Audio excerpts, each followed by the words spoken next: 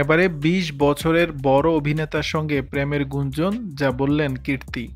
ভারতীয় দক্ষিণী সিনেমার জনপ্রিয় অভিনেত্রী কীর্তি সুরেশ রূপালী পর্দায় অভিনয় গুণে অল্প সময়ে কোটি কোটি ভক্তের মনে জায়গা করে নিয়েছেন।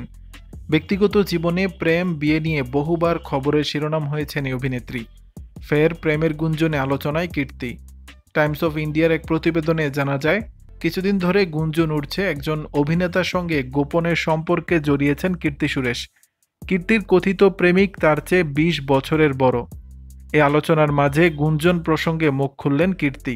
সোশ্যাল মিডিয়ায় ভক্তদের প্রশ্নের জবাব দিতে গিয়ে দক্ষিণী সিনেমার অভিনেতা থালাপাতি বিজয়ের একটি বক্তব্য টেনে আনেন।